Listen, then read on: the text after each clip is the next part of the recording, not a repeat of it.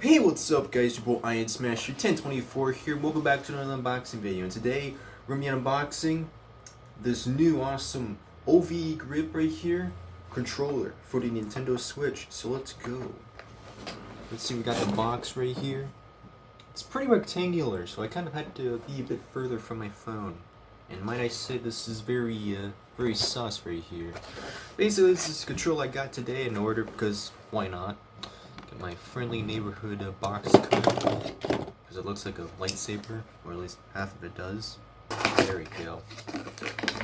So I thought it would be pretty interesting to have something on here when I'm portable.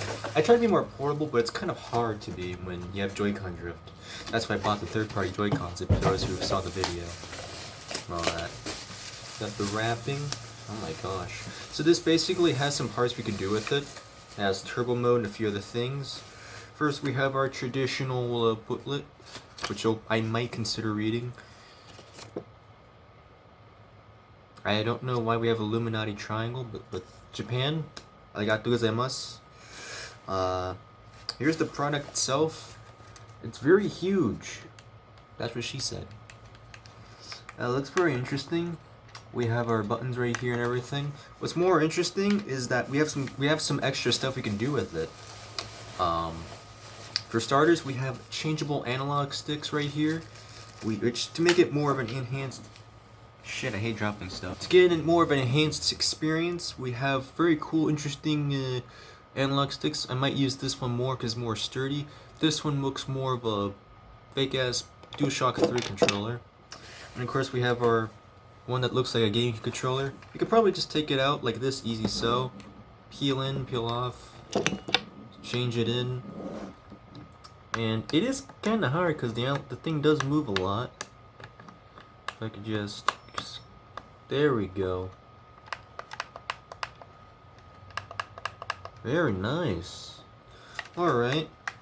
Let me get my Wii U gamepad and my Nintendo Switch so we can compare.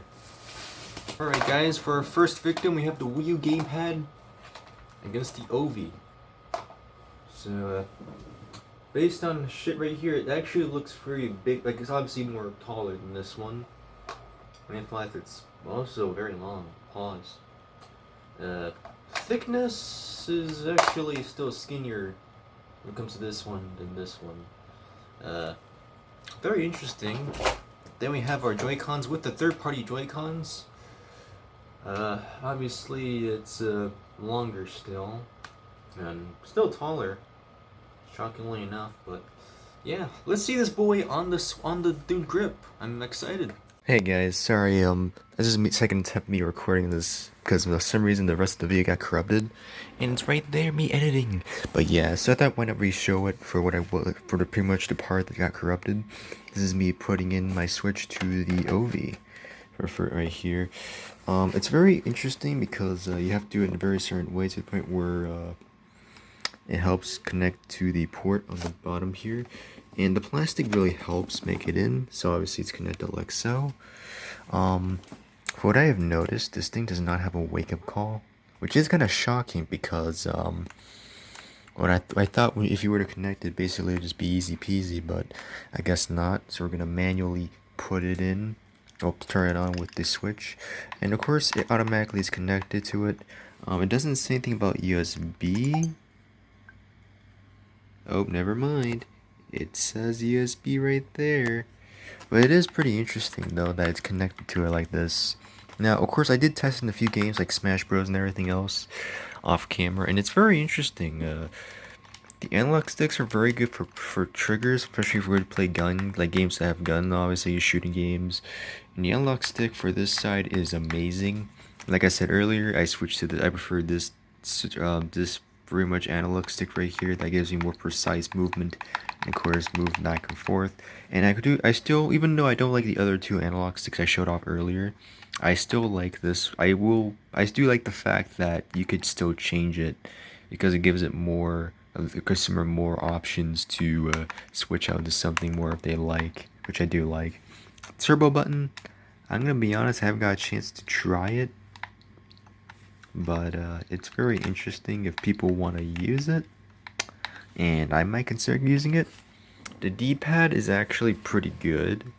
at least from what I could tell. It is very resistant, but it's pretty good. I'm not sure if I would recommend it for games like Mortal Kombat, but it is something to think about, considering, well, most of Nintendo's controllers for the Switch barely has a D-pad other than the Pro Controller. Plus, minus are pretty good, and if you would put it in both hands, I would say it's very comfortable, especially if you're a person who has big hands like me, or prefer a Pro Controller experience while being on portable. So I would give this product a 10 out of 10 for its creativity and its ideas. Now, as for the back, remember, this is not the updated version. This is just a side, but the updated version would have more buttons on the back. This one does not, which is, I'm not complaining, of course, because I'm not really into those back buttons most of the time, so I'm okay with it. But this makes it very nice, comfortable, and everything else. So I would definitely recommend you buy this if you're really interested.